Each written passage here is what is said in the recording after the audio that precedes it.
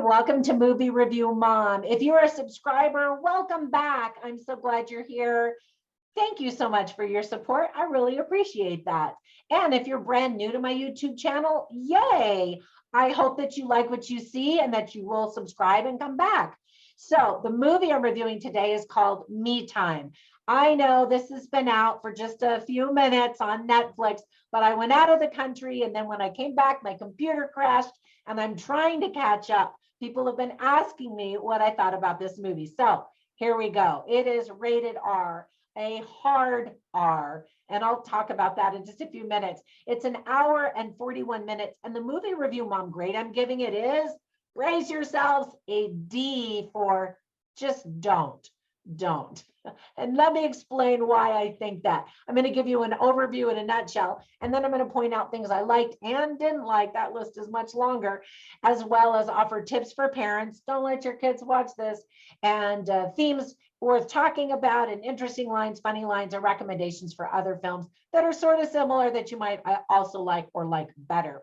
Ready? Let's dive in. In a nutshell, the story is about a dad who finds time finally for himself for the first time in years as a stay-at-home dad while his wife and kids are away for a long weekend.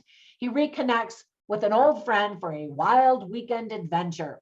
All right, so the list of things that I like begins with Mark Wahlberg. I'm a huge fan, so I was hoping for much better from him. His character makes fun of the TV show Blue Bloods, which is a show that his real life brother starred in for 13 years.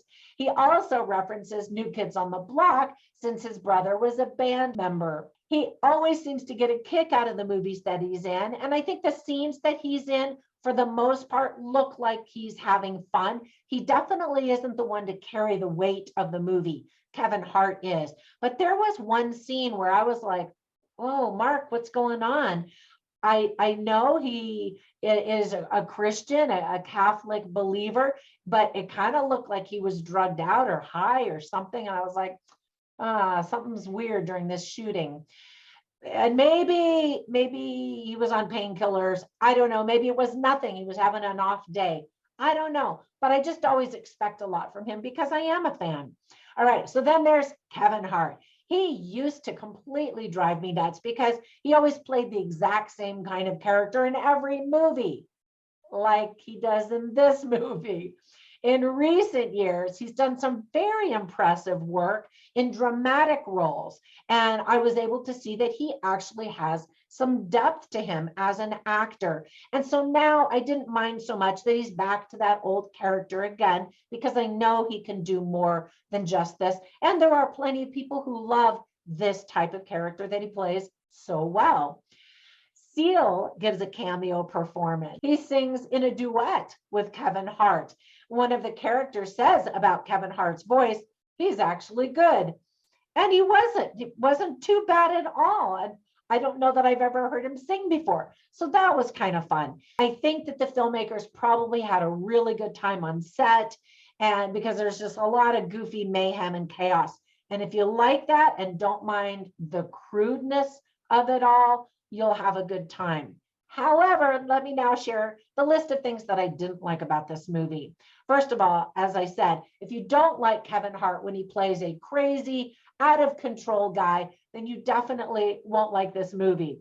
Kevin Hart is in the majority of the scenes, if not all of them, with his high octane energy and craziness. Writer, director John Hamburg is known for his raunchy movies. So here's another one to add to his sleazy filmography.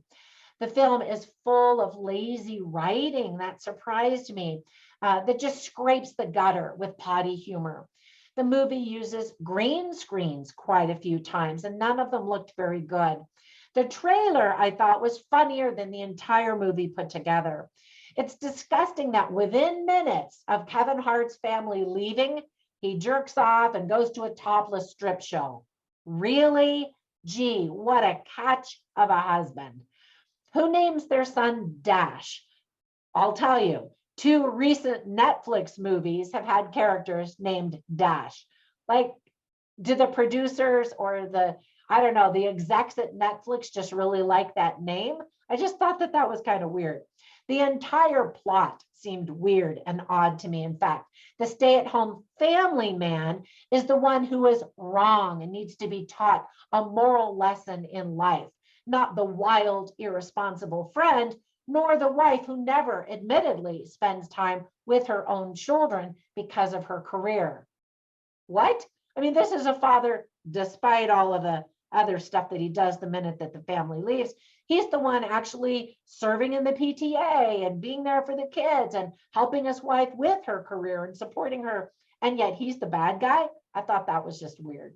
The movie is super woke that unnecessarily pushes political agendas. And I've heard a lot of people talking about Netflix and how they're just getting really tired of that. Same thing with Disney. Just give us a movie and entertain us. Don't preach at us. And that kind of takes the fun out of movies like this. Ultimately, the movie is a kind of a confusing mess. The content straddles super offensive rated R scenes with a family first message mixed with random musical numbers. Let me give you some tips for parents. Movie is definitely not appropriate for kids, even though it's supposed to be about a family. I mean, it is about a family. There's tons of profanity, including F-bombs, super crude, dirty conversations. A man sniffs a line of drugs, lots of alcohol. A man projectile vomits twice. It's disgusting. A man poops on his enemy's bed to show him.